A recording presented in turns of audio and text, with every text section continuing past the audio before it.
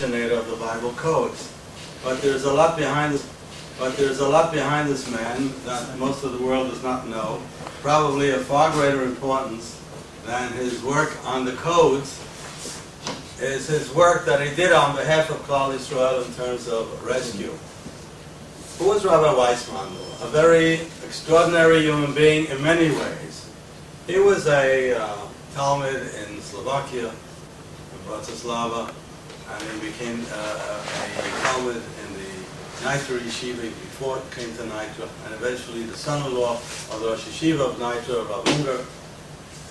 But he was always a curious person from the time he was young. So curious was he that he took a trip in the early 30s throughout Eastern Europe to get to know European Jewry. One Jewry, he don't realize it. Hungarian Jewry didn't know German Jewry, and Lithuanian Jewry didn't know Polish Jewry, Polish didn't know all the others. They were really strangers because we don't realize transportation was not as common when certainly transatlantic flights and so on, jet flights, were not dreamed of even. But he wanted to know the different Jewry, and he should know it made a difference. Yerkes didn't know Polish Jews, the Polish Jews didn't know Yerkes, and Hungarian Jews didn't know anybody. The fact is, Jewries were separate, and he wanted to see each one, and he got to know them. And he also got to go to England and study at Oxford, not formally, but to look for a manuscript to work on one of the Rishonim. And I still saw in an Oxford record in the library, in Bodleian Library, that he had access to all the stacks because he identified one of the ancient manuscripts for the library that they couldn't identify. He was looking for one of the Rishonim manuscript in which he ended up publishing. And he became, since Rabbi Schoenfeld was one of his students in Nitra, he stayed with Rabbi Schoenfeld in London, and he renewed his friendship throughout the war. And there are many stories I'll tell later about Rabbi Schoenfeld and Rabbi Weissmandl. But to tell you more about the personality of Rabbi Weissmandl, he was a multifaceted genius. He was a genius, a mechanical genius. He was working on a perpetual motion machine in England. They wanted to give him a visa to stay in England in '39, just before the war started. And of course he decided he has to go back to his people in Slovakia. Rabbi Weissmandl was, above all, a dedicated Jew, concerned about his fellow Jews. He was the assistant to the Rosh Yeshiva, of course. He was a genius in learning. The drasha he created, he wrote for his bar mitzvah, he gave in Nitra Yeshiva in New York.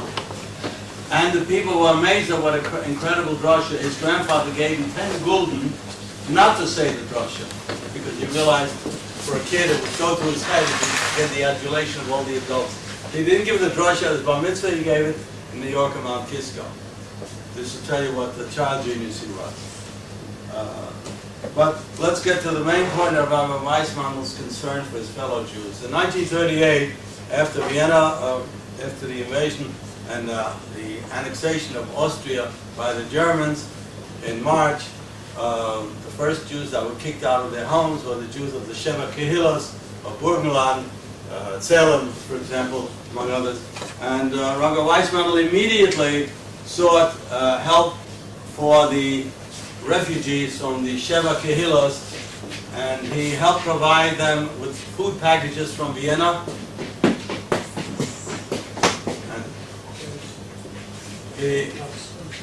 he made sure that the Jews, whoever could go to Eretz Yisrael, he arranged for illegal immigration to Eretz Yisrael with one boat. There were 90 Rabbanim put on a boat, sent down the Danube. He arranged for their transfer to illegal immigration with the revisionist Zionists. He worked together with them and to send them to Eretz Yisrael. And in 1938, we also know that the English, after the debacle of Munich, somehow, I guess as compensation, allowed 10,000 Jewish children to come to England. And these were known as the Kindertransport. The Orthodox children were discriminated against because the objective was, and they worked with the Zionist Levenherz in Vienna, because if they're Zionists, they're going to stay in England only a short time after the war to go to Eretz Yisrael. So we don't have to worry about staying in England. We don't want too many Jews coming to England. That was the idea. And the Orthodox Jews may stay in England a little longer, and so they were discriminated against. And so Rabbi Weissmandl suggested to Schoenfeld, he suggested also to Mr. Julius Steinfeld in Vienna, who was a great Askin, that they should organize children's transport for the Orthodox. So in December 1938, Rabbi Weissmandl instigated the beginning of the kinder transports that went to England, and that part goes to the lecture later on. But going back to Rabbi Weissmandl, he was involved in rescue from 38 on until after the war. Of course, everybody knows about his famous Friedebomb Auschwitz. I'll tell you about it in a few more minutes because I discovered something here in Yad Vashem I didn't know before. But as soon as the Jews were sent away, the first deportations in Slovakia took place after Purim 1942. They were sent to Auschwitz. At that time, Auschwitz was not known, and it was certainly not known as a death camp. It was a time when the Slovak Jews were first sent there, 1,000 Jewish girls, and then others. They began broadening Auschwitz and creating a death camp, which they utilized to the fullest extent when Hungarian Jewry was deported there. Rabbi Weissmandl immediately tried to discover where they were sent. He didn't know about Auschwitz at the time. He didn't know where they were sent, whether it was to Lublin for some people. He finally found out some of the Slovak Jews were sent to Lublin. He organized food packages to be sent, money to be sent, medicines to be sent. As soon as he found out about Jews in trouble, he immediately sought to alleviate their problems, to help them out in any way possible. And of course, when after 60,000 Slovak Jews were deported, he came across the idea, well, maybe we can use the good old Jewish method. Perhaps the Germans can be bribed. And Dieter Wisliceni, the SS man in charge of Weissmandl's final solution, Slovakia was in charge of deporting Slovak Jews. And Weissmandl used the intermediary. I won't go into the long story, but one person who used to speak to Wisliceni on behalf of Weissmandl told me, because his name was Andrei Steiner, the engineer, who was a total secularist Jew, said Weissmandl told him what to say to Wisliceni. He told him what Wisliceni will answer him. He told him what to answer back and what Wisliceni will answer back to. He told him the entire dialogue, and Steiner told me it's exactly what happened. This man knew exactly what the entire conversation would be. He was able to direct it. To the end of his life, he regretted not having gone directly to Wisliceni himself. Steiner was a bright man, but he was not a Weissmandl. But Steiner told me, I said, I didn't know anything about Weissmandl, I didn't know anything about Judaism, but he first met him when Steiner was designing the labor camps for Slovak Jews. And Weissmandl asked me to provide kosher for the from Jews. I didn't know what kosher meant either. But he looked at me with his eyes and he had me bewitched. Anything he asked me, I did. The man was incredibly charismatic and bewitching, and whatever the man said he followed to the T. And so Weissmandl was trying to rescue Slovak Jews. He had a very difficult time getting Jews to pay the $50,000, which was a lot of money those days, but it was not 50 million. And Jews were not ready to pay the money, not because it was cheap, because it was illegal. They wanted American money. Why did Himmler want to make a deal? Because part of the reason was they wanted to have connections with the Jews who control, Jews control the world. America, Britain, and the rest of the world. If you didn't know about it, I'll tell you the news. It's written in a little book called Protocols of the Elders of Zion. We Jews control everything. Just read the Arabic edition. It's still being published. At any rate, the Germans wanted the connection to world Jewry. They wanted American money. He was able to raise the first $25,000 with a man by the name of Shlomo Stern, who lived in London. Some of you may have known him. He had a son, Rudy Stern. And he was a currency dealer, and he told me that he dug up the money from the ground, literally. They washed it all night and ironed it so it looked like new bills, American dollars. It was illegal to have American dollars. And when he asked Hungarian Jewry to provide a second $25,000 to ransom the last 22,000 Slovak Jews, they didn't want to give it. because it was illegal. They didn't want to get into trouble. And Rabbi Weissmandl on Yom Kippur had to send 3 cables to Hungarian Jewry, to the top 3 leaders, Count Frankel, the Satmar Rebbe, the Retzinerov, that you're going to have responsible to Bezin Shalmalo for not, we got the wording taking care of the situation, whatever it is, whatever code you use for not sending the money. And the next day, the Orthodox Jews risked the rest to bring the $25,000 US to Slovakia, and the ransom worked until October 1944. When the peasant uprising and Jews joining the uprising, then the Nazis arrested whomever they could find, and so that was a separate parsha we won't go into. But Rabbi Weissmandl was extremely involved in trying to urge the Jews. He tried, after he succeeded in ransoming the balance of Slovak Jewry in 1942, he thought broader, perhaps we can say the other Jews under Nazi occupation. And he created what's called the Europa Plan.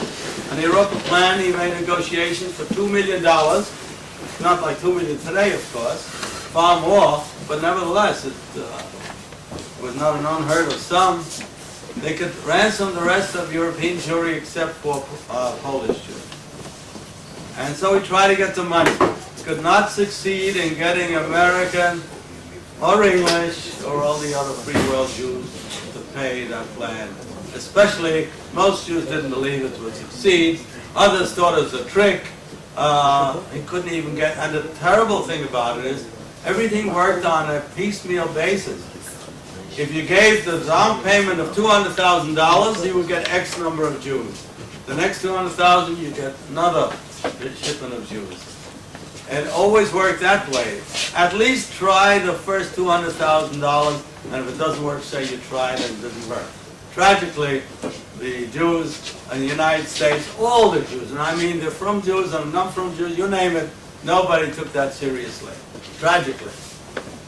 Jews in Eretz Yisrael certainly didn't take it seriously. And the fact, the secular Jews thought it was all a trick. And tragically, the Europa Plan fell through. But with the occupation of Hungary on March 19, 1944, a new parsha opened up in the final solution. The last group of Jews living in relatively normal fashion, the 800,000 or so Jews living in Hungary, were now in danger. The first thing, Weissmandl, he still didn't know about Auschwitz.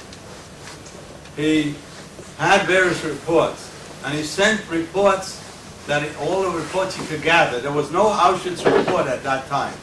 There was 2 escapees, we'll discuss in a moment, that came in April. So he sent these reports immediately, the first day after occupation, to the Jews in the border town, I forget the name of the town in Hungary. And but the first thing happened is the Russia call looked at it, and he said, that's impossible. And he showed it to the SS man. Because the SS man said, it's impossible, it's nonsense, and he shot the man, and he killed the Jews. Weissmandl tried immediately to warn the Jews.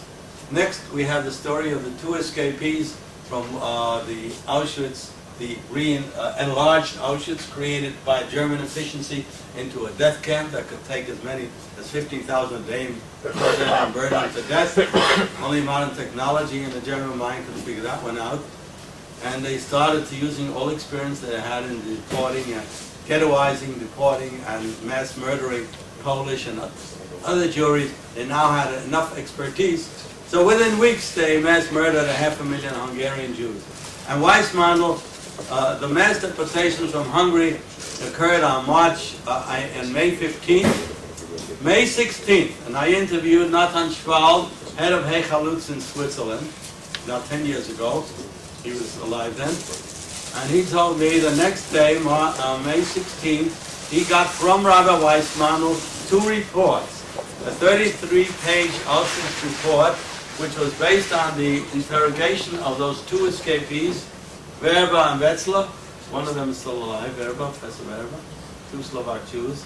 They were interrogated. Rabbi Weissmandl, by the way, I forgot to mention, he was the head of the Slovak Jewish underground. He and Gysi Fleischmann, technically she was the head. In reality, he was, and all the ideas were his. He was the genius of rescue. And so he created a 33-page, Andre Steiner's houses where the report was typed up, all a clinical, objective, detailed report of what happened to Jews in Auschwitz. And that report was summarized by Rabbi Weissmandl in a 5-page Hebrew version, to which he attached his famous plea to bomb Auschwitz and other ideas, suggestions to the Allies. And these 2 reports were sent to Nathan Schwab and 3 other groups in Switzerland, or in other words, all the different factions, not only to the Orthodox. Schwab was certainly not Orthodox. He came with the Chalutz, the pioneer youth groups. And he immediately, and you have to give him a lot of credit, overnight translated both reports, the 5-page summary and the 33-page report, into German, typed them on a stationery, dated May 17th, and he gave me copies of those 2 reports. And he told me within 48 hours, he sent those 2 reports to all the Zionist organizations in New York, in London, Istanbul, and Jerusalem. I found a reflection already in New York. I'm still looking in London. I know in Yerushalayim, I found 11 copies of the Auschwitz report when the Jewish Agency building had these Zionist archives in the basement. They moved now it's the Central Zionist Archives. They are no longer there. You look for the Kastner trial, which I looked at 2 weeks ago.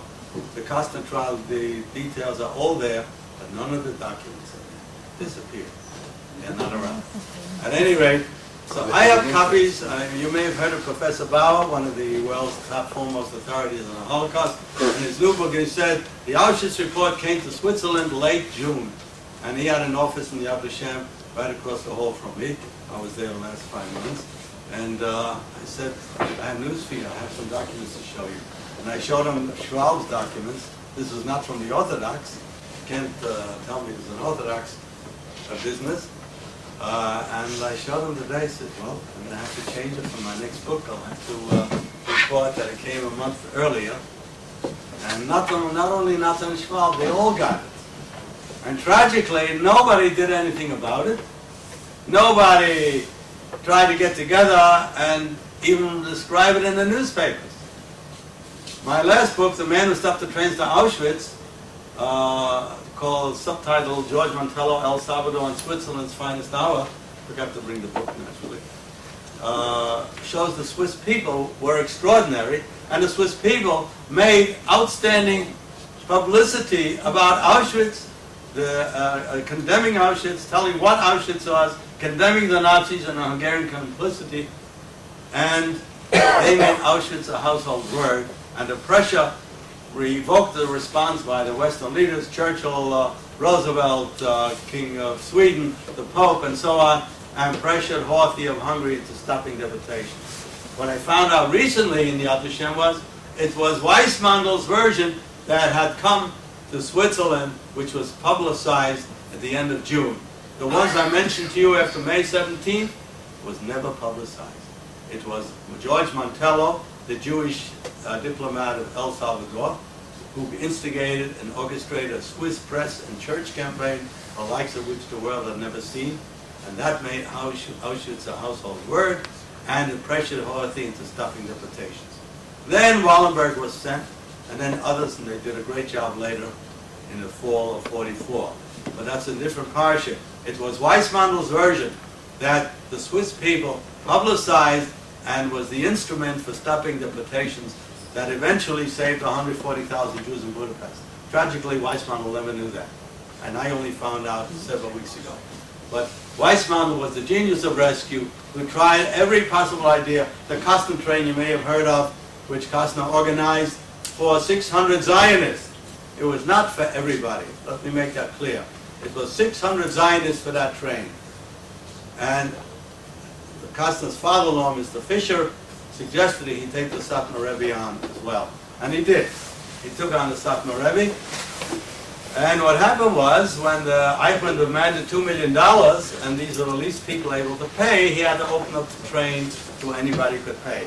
My father-in-law paid for 4 people, his wife and his 2 children, one of them my wife, were on that train. So they paid $2 million in goods, jewelry, diamonds, etc. And that train was eventually opened up, became 1,200, and then later 1,700. I won't go into details now. that train was ransomed by the Frum people, not by anybody else, not by Kastner, not by the Joint, but by Sternbuch. But the idea came from Weissmandl. That's the last thing I'll say about him. It was his idea. The Nazis wanted to drop everything, all negotiations. So Weissmandl had an idea. He had a typewriter sent to him from Switzerland with Swiss stationery, and he created a character called Ferdinand Roth. And he said, there are 300 trucks for you in Switzerland available, and through Freudiger in Hungary, through Sternbuch in Switzerland, through New York, Varazzola, they notified the Germans that they had 300 trucks. And that turned into tractors because the Nazis needed tractors for the fall harvest, which they didn't have. And it was the pressure by the Varazzola, the Orthodox Varazzola, to have the payment made for the train that eventually got it released, first 300 in August and 13 more hundred in December, in Hanukkah 1944, on which the Satmar Rebbe was there, and the Ritzinerov, and my wife and her family were released to Switzerland. And that was also at the instigation of one of Rabbi Weissmandl's ideas. This is the man who created the codes, which was just an incidental little thing. It was like a toy with him to play with. And that genius, who was a multifaceted genius, his biggest thing was his Jewish heart. And that's the greatest attribute we can have for Rabbi Weissmandl, the creator of many ideas. Okay. About saving the ones he could do most with, that's the orphans. And he specialized in taking children out. He sought orphans wherever he could in convents. He had lists and letters and whatnot. And he identified them. And at one point, there was an assassination plot against Schoenfeld.